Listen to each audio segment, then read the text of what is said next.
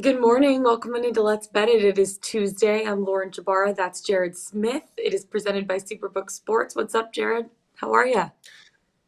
Oh, it was a night last night. Let's just leave it at that.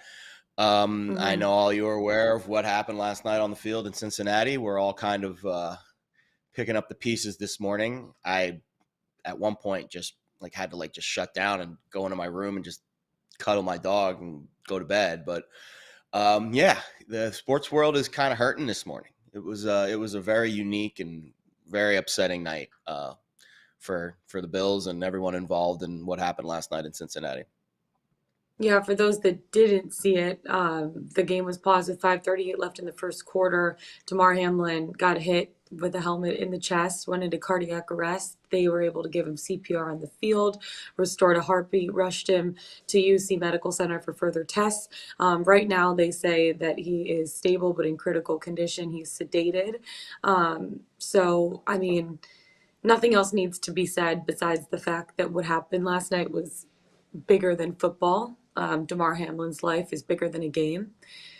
The one thing that we did see is a lot of people coming together, praying. The Bengals, the Bills, all in the field.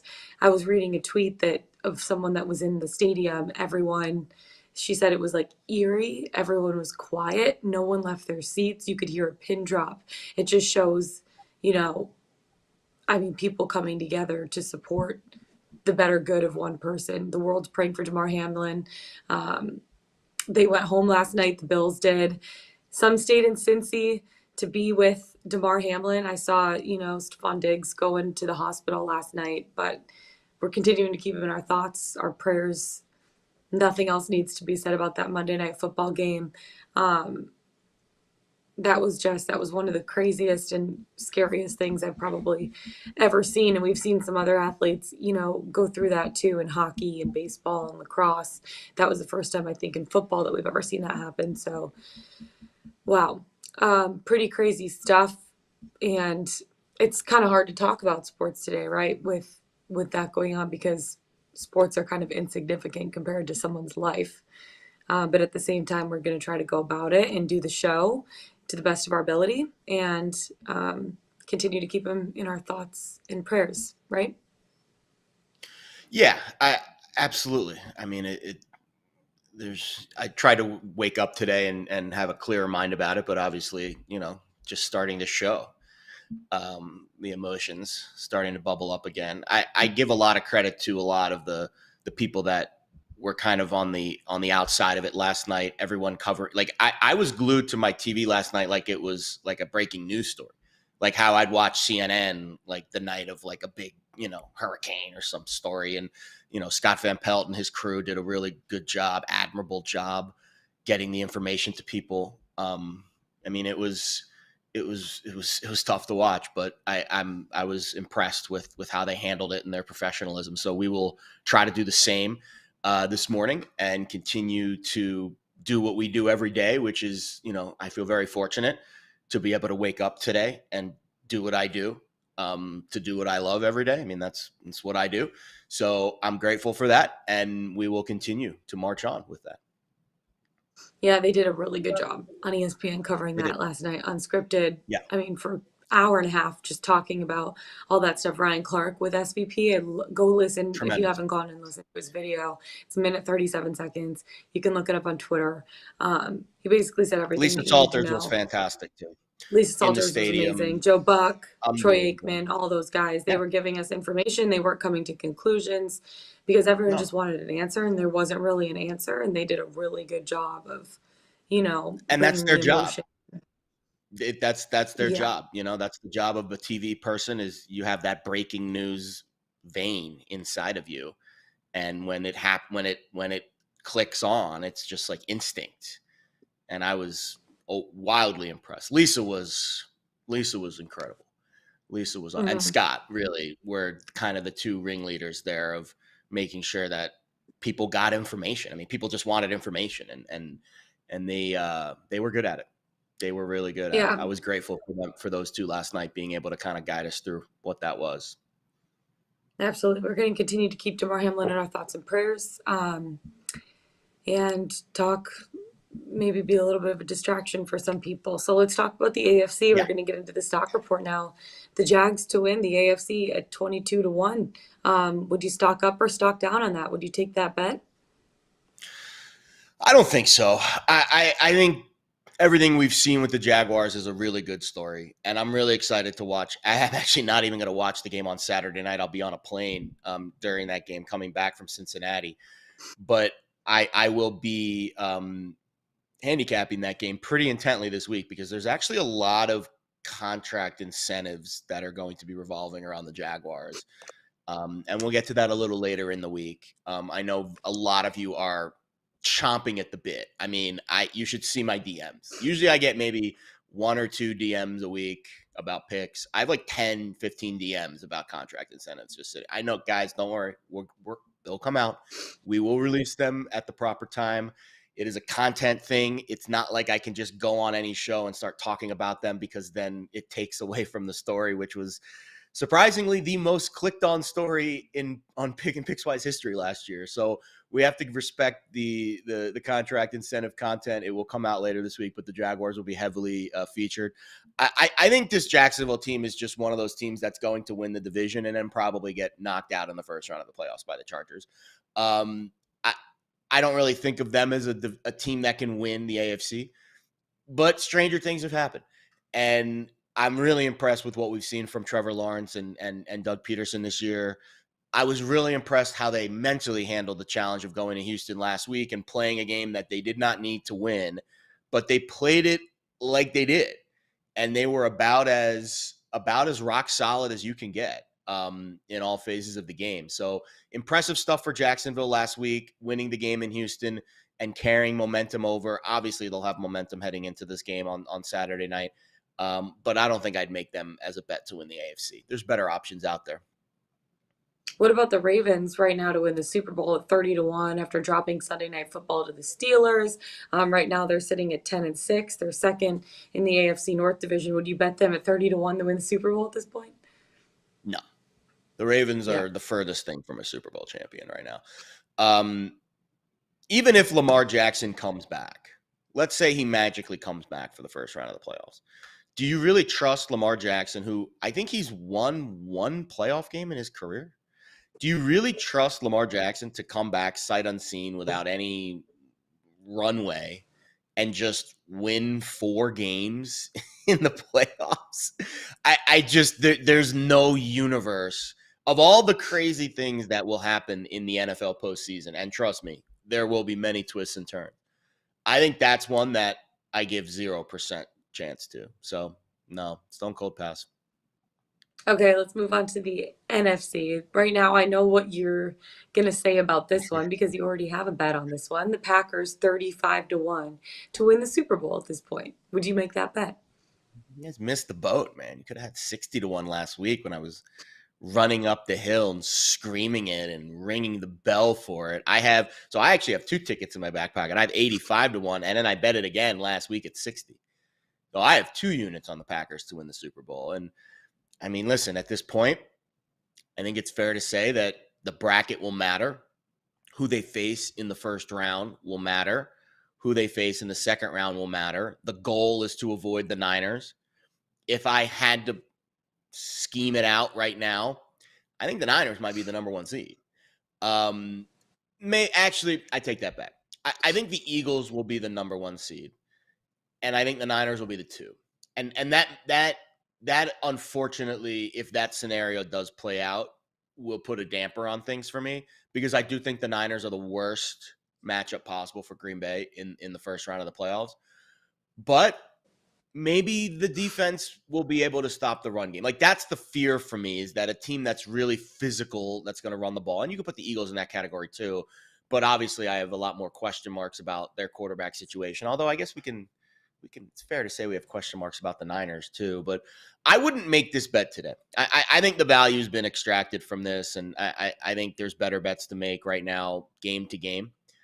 And I think if you really like the Packers, you bet them on the money line that first week in the playoffs, and then you roll it over because I think this number here at the bottom of your screen's lost a little bit of luster. You talk about that number one seed. The 49ers right now 7-1 to win the number one seed. They're at 12-4. They played the Cardinals this week, while the Eagles are 13-3. They play the Giants this week. Jalen Hurts is going to be back. Would you bet on the 49ers at 7-1 to win the number one seed? Pending, hey, they need to win against the Cardinals and the Eagles need to lose against the Giants. Well, the Eagles are 2 touchdown favorites this week because the Giants literally have nothing to play for, and I think Jalen Hurts is coming Mm-hmm. back. He is coming So back. He's 100% coming yeah, back. yeah, I would not expect the Giants to win that game. If the Giants won that game, that would be one of the bigger upsets of the season in the NFL. So you're betting on, you might as well just bet the Giants money line than bet this number. Actually, it depends on what the money line is. Whichever price is longer, bet that number instead. I don't really have a strong opinion on the Niners. I mean, they're a team that I think deserves to be a number one seed based off their defense and who their coach is and some of their other weapons around them. But the Eagles are 2 touchdown favorites. So how can I bet into that? So no, I wouldn't touch that. Yeah, and then something similar too with the Vikings, 12-1 to win the NFC. They're at 12-4 right now, and they play the Bears this week. But the same thing, if the Eagles are going to win, then obviously it's irrelevant at that point, right? Yeah, I wouldn't even touch that. Although I think this is just to win the NFC period, which I wouldn't bet that either. I mean, you saw what happened to the Vikings on Sunday. Mm-hmm. They are the most fraudulent 12-win team in the history of the NFL. It's not even close. Mm-hmm. Um, whoever gets to face them in the playoffs is a very fortunate team because you are going on the road and facing a team with 12 wins that is more talent-wise and metrics-wise more like a 500 team. Mm-hmm. So whoever gets to face them in the first round of the playoffs, in my eyes, gets a boost to make it to the next round and to make a deeper run. I don't know who it's going to be. It looks like it's going to be the 6th seed right now. It'll be 3-6, which means it could be the Giants. And we just saw that game 3 weeks ago, and it was right down to the wire. 60-yard Mm-hmm. field goal for the win. Vikings needed a bailout in the end. So if the playoffs started today, that would be the matchup. It would be Minnesota, New York in the first round. And it's kind of ironic because those are the 2 overachieving teams in the NFL this year. And I'll be honest, if you're giving me over a field goal with the Giants in that game, I think I'll probably take it. Absolutely. It's going to be crazy to see how things play out within the next week or so. But right now, let's take it from men to boys because we had a lot of crazy college football games yesterday that we witnessed. And the 2 teams that I thought would take care of business did not take care of business. Let's bring in Jermaine Wiggins, former NFL player and NFL analyst for 93.7 WEEI Boston and the Greg Hill Show. Jermaine, happy Tuesday. How are you today? How's it going? Can you guys hear me okay? Oh Yeah, we yeah, we got you, can hear bud. you. Can you hear Okay. us? I can hear you. I can hear you. I'm on Perfect. Wi-Fi now, so. Oh, Nice. amazing. Love that. Okay, so yesterday we witnessed 2 crazy college football games. I guess let's start it out with the Cotton Bowl. Tulane winning by 1 point overall over USC. What were your reactions to that one? Uh, you know what's crazy about this for me? Like, I'm so over the bowl games. Like, let's get to the playoffs. Let's get to 12 teams here. However many teams, because now, like, I almost feel like bowls are irrelevant because am I getting a team's best shot? Now, I know that both Caleb Williams played, and I wasn't sure. Did Jordan Addison play? I'm not sure if he played in that game. I think But he I opted almost out. Okay, you opted out, but I almost feel like you're at the point now with the bowl games are almost irrelevant. Guys are opting out like crazy. I'm at the point now, I'm done with it. Let's get to this playoff thing and hopefully eventually get to I know they say 12 teams, but I'm hopeful that they'll be able to get to more than that. And now I'll be interested in some of these bowl games. Yeah, I mean, that would have been a first round game yesterday, USC and Tulane, in the college football playoff. That's probably, I mean, I don't know how the standings would officially shake out, but, those were 2 of the teams that were certainly in that mix. Two of the other teams yesterday, Utah and Penn State. Full disclosure, Jermaine, I'm a Penn State alum. Got the shirt on today. Very, very bullish on that performance yesterday. That was one of my favorite bets of all of bowl season. I really thought the matchup was really favorable for Penn State. Utah didn't have a lot in the offensive skill position category to really take advantage of the fact that Penn State's best corner was out. And everyone, like the narrative, I mean, and I'm sick of hearing it by now. Oh, James Franklin doesn't win bowl games. He's 3-1 in New Year's Six games in his career. So I think the choking angle of James Franklin needs to be put to bed. They played about as well of a game as you could have asked for yesterday. They ran it. They have a ton of talent at the running back position. And I think the future is very bright in Happy Valley as long as their quarterback, incoming quarterback, Drew Allar, plays well. But Sean Clifford went out with a bang. How about those Nittany Lions? Well, let me ask you this. As a Penn State alum, I'm a Georgia alum.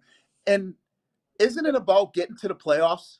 So you win a bowl game, big for you. Like, do you feel that way? Because I almost feel like as a Georgia fan, I don't want to see my team play in a bowl game. I want to see my team play in the college football playoffs, right? That's the expectations. And I would think that, as a Penn State alum, yeah, it's cool to win a bowl game. And for the kids, it might be cool that are playing there. But don't you want to see Penn State get back to that relevant state? Like, that's why I feel like, as a college football fan, I'm almost at the point where I want this playoffs to happen sooner rather than later. And when I say sooner, I'm talking about 2023 season. I know they're saying 2024, but I almost feel like, and that's why I'm asking you as an alumni, isn't that what you want to see happen?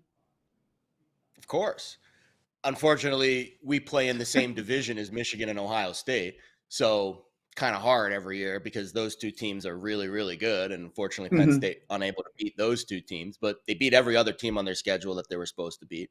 And I think when it gets to the college football playoff expansion, absolutely, I want to see Penn State in. But I don't think Penn State was one of the top 4 teams in the country this year. I think they played where they deserved to play. But listen, there's also a little bit of history and tradition with the Rose Bowl. Penn State hasn't won a Rose Bowl since 1994. So I'm not upset about the result of yesterday.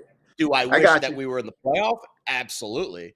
But definitely not upset with how yesterday played out. Obviously, I would have wished we won our games against Michigan and Ohio State, but can't go back in time, unfortunately. Speaking of Michigan, that's where I went, Jermaine. And obviously, I witnessed a heartbreaker of a loss on New Year's Eve for the second consecutive year. Now we have the national football game, and it's your football team against TCU, the Horned Frogs. What are you expecting from that game? Because TCU's defense in that Michigan game was a lot better than because I didn't watch many TCU games this year. I was not expecting their defense to be as good as they were. Well, first off, sorry for you on that. I interview Ty Law every day on the Greg Hill Show here in Boston, and he's also a Michigan alum. So I know there's a lot of pain going on right now, especially. So sad. Yeah, especially with the expectations of Michigan, and now it looks like there might be a chance that Jim Harbaugh could be jumping to the NFL. But I think as far as for me, when I look at Georgia, I think this is the perfect matchup for them in the sense that TCU, their strength is Max Duggan and his ability to make plays with his legs. Now, I know that they have that Johnson kid, that wide receiver, who's pretty talented too. But the biggest thing that I think affects Georgia more than anything when I watch Georgia play is their inability to get to the quarterback as pass rushers. They do a tremendous job of playing the run, right? So TCU wants to run the ball, Max Duggan. They do a good job of playing the run. But their problem, you saw it, a few days ago against Ohio State, is when you take on a team that has a quarterback that can go out there and throw it all over the place, it creates problems for Georgia because they can't get to the quarterback. Kirby's built a team that does an amazing job against the run, but is just lacking in playmakers when you talk about pass rush. So I actually like this matchup for Georgia, and I would have liked the Michigan matchup as well, because those are two teams, TCU throws the ball a little bit better than Michigan does. I know J.J. McCarthy had a really good game throwing the football, but that's not what they want to do. So I think the matchup for me, I really like Georgia versus TCU.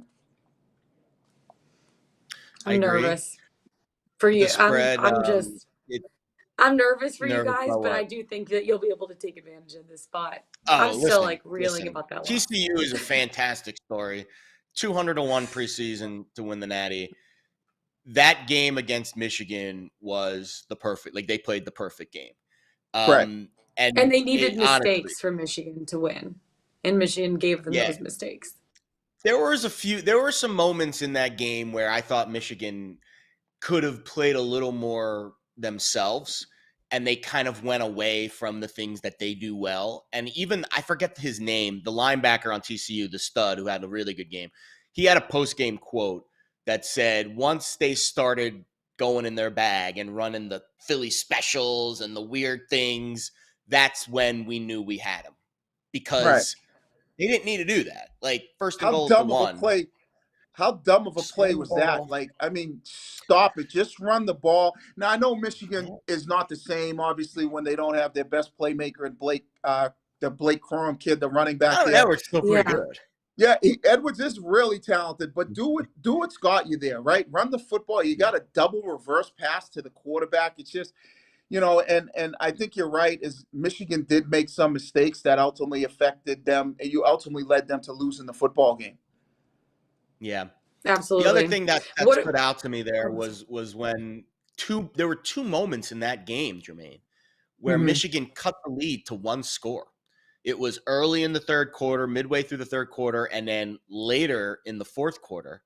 And on both occasions, TCU got the ball back and marched right down the field and scored again. So blame the coaches if you want, blame the play calling. Michigan's top 10 defense on multiple occasions in the second half could not get TCU off the field and give their offense a chance to take the lead or tie the game. I think you need to at least give TCU some credit for that. A little credit, right? A little credit. Right. Right. Well, I mean, yeah, I mean, I think, when you look at what, you talk about Michigan being top 10 defense and then, just you're struggling at some points. Would Johnson have over 100 yards receiving or something like that? He had a really, really good day. Mhm. Um, and you almost kind of know what TCU wants to do, right? They want to create a lot with Max Duggan. That's what they want to do. So I almost feel like you have to take that element away from him. I would, and that's where I felt like Michigan was going to do a better job defensively, but they didn't. And you're right about that. Is top 10 defense, it did not look like that. It's crazy. Okay, last but not least, before we let you go, the spread right now for this Georgia TCU game is set at 13.5. How would you bet this game? Would you feel comfortable laying almost 2 touchdowns against TCU, or could you maybe see a backdoor cover with the way that Max Duggan's been playing? Yeah, that's a lot of points. It's a lot of points in the national championship game. I probably would take Georgia in the points only because TCU doesn't want to go out there and sling the ball all over the place. That's kind of not what they Hmm. want to do. So you maybe look at, well, they're going to try to run the ball. They're going to try to get Max Duggan involved in the game. But that is a lot of points. I almost probably would go I almost would take the under. I tend to lean towards the under in the big national championship games. I know we saw a lot of points in both games last week, with Michigan giving up a 50 piece and then Hmm. obviously Georgia and Ohio State.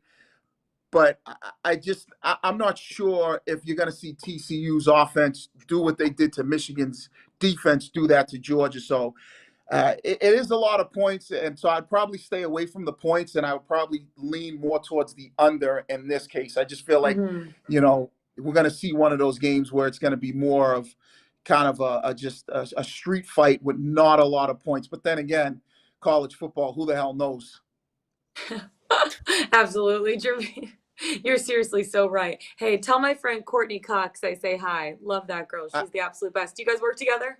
Yeah, we do. She's on the Greg Hill Show with us every morning. She is a tremendous person. Knows a lot about her stuff. Knows a lot about the sports game. So it's always good and refreshing to have a different opinion come from, from obviously different people. So yeah, I'll be looking forward. I'll be going dogs and see if they can go back to back and kind of turn this thing into, building what Alabama had for so many years. Hey, how about them dogs? How about them dogs? I'm rooting for you, my friend. Thank you so much for coming on the show. We appreciate it, and best of luck next Monday. Not a problem. Anytime. You guys take care.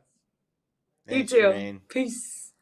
That is Jermaine Wiggins. You can follow him on Twitter at jwiggins85. He's a former NFL player and NFL analyst for 93.7 WEI Boston and the Greg Hill Show. All right, before we get into our best bets, Jared, Let's Bet It is presented by our friends at Superbook Sports. Can you be Vegas this football season? Superbook gives you the chance every week to go head-to-head with the best odds makers in Las Vegas. No fancy computer algorithms, no one across the pond setting lines for American sports, just the best team of traders in the business at the Superbook in Las Vegas. Plus, some of the best odds boosts and promo bets in the country. So if you are in Arizona, Colorado, Iowa, Nevada, New Jersey, or Tennessee, download the Superbook Sports app or visit superbook.com to start your battle against Vegas. From superbook.com to pickswise.com, do we have any 3-star plays of the day? We do. And I won't even mention what they are because I want to instead give a shout to our pal Diane Knox-Ballas, who is back. Her article for the Century Tournament of Champions is currently front and center on Pickswise.com. She has a nice little paragraph in there about the last couple months for her, which has been breathing new life into this world. She just gave birth to her son, Grayson, a couple months ago, and she's obviously been pretty busy the last 2 months, but the golf season beckons, Diane, and her article for the Tournament of Champions is back. I'm assuming we will have her on the show soon.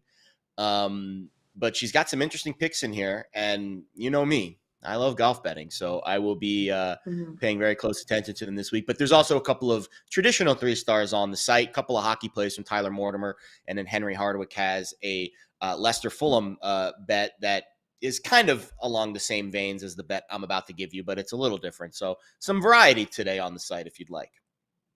Yeah, speaking of hockey bets, that is my bet today. I'm taking the Rangers money line at plus 106. It's a Metro Division battle against the Carolina Hurricanes. And the Carolina has a big division lead right now. They're 4 points back of the number one team in that whole conference. They're 7-1 though in their last 8 road games. And you're like, why are you taking the Rangers? Well, let me tell you in a second, because the Canes are also 11-0 in their last 11 games. They're on an 11-game winning streak right now. This is the first meeting between these two teams this year. I know the Canes have been holding their own. They've scored 4 more goals in 6 of their last 8 games. And defense and goaltending has really been where it's at for them, though. But I look at Antti Raanta, and yes, he's 10-2-2. But he still has a 2.62 goals against average and an 897 save percentage. I look at the Rangers now. They've won 7 of their last 10 games, and I lean them here because of their defense as well, and Igor Shesterkin. Shesterkin 17-6-5 on the season, 2.41 goals against average, and a 91.8 save percentage. Also, the fact that the Rangers are at home, they're 16-4 in their last 20 home games against the Canes, 4-1 overall in their last 5 home games.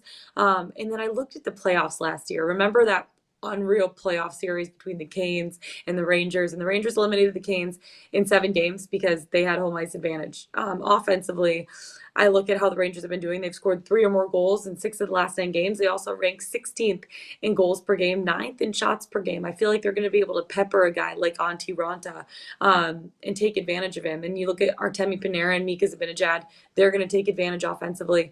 But for me, the biggest thing is the home ice advantage. The Rangers have been really good at home this season. They've been really good at home against a lot of the teams over the last couple of years. They were really good at home against the Hurricanes in that playoff series. I think the Canes win streak will be snapped today, so I'm taking the Rangers at plus money on the money line at home. How about you, Jared? Who you got today for your play? People are very excited you gave out a hockey pick today. The chat is lighting up right now. Your royalness, your royal highness of the hockey puck queen region of the world. It's true. They're very excited. So am I. Mm-hmm. I'll be honest, guys.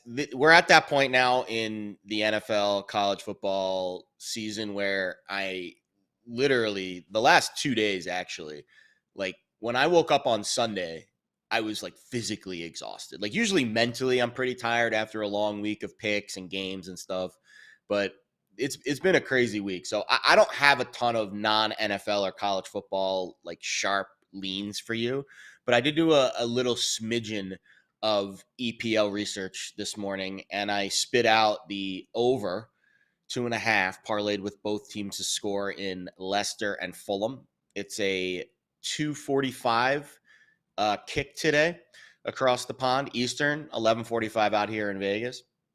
And it's just the numbers bet. I don't have a lot of sharp analytical angles. I haven't been really watching these matches.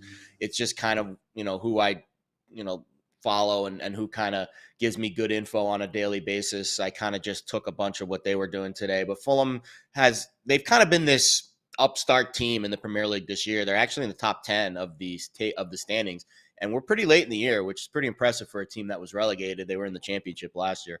But they've gone over in 15 of their last 17, and they've gone both teams to score plus over in 13 of their last 17. I think they'll get a goal on the road. They've been scoring pretty consistently. Leicester has been on the struggle bus. They've dropped 2 in a row, and they're kind of sitting in the middle of the table right now. Not much hope for promotion, and I would say more in danger of relegation than anything else. But we'll see. I do see them showing up at home today against the Fulham team that, again, over in 15 of the last 17. Both teams have scored in 13 of the last 17. There's been some goals in their matches. And I see this one 2-1 or 3-1 Leicester. So don't go crazy. It's about even odds on the bet. I saw minus 105 at one shop. We're at that point where unless it's NFL or, the Natty on Monday, I'm not really investing a significant part of my bankroll in anything else right now because we're gearing up for the playoffs and we've got bigger fish to fry. So I understand we're contractually obligated to give you a play of the day, but I would put the lowest possible amount of unit on this bet just for the sake of having some action this afternoon. But Leicester and Fulham over 2.5 parlayed with both teams to score. I like it. That's it for us today, guys. Follow us on the Pickswise YouTube channel. Go to pickswise.com. Follow us on Twitter. Jared Smith. I'm Lauren Jabara. We'll see you guys tomorrow. Let's get it. Let's bet it.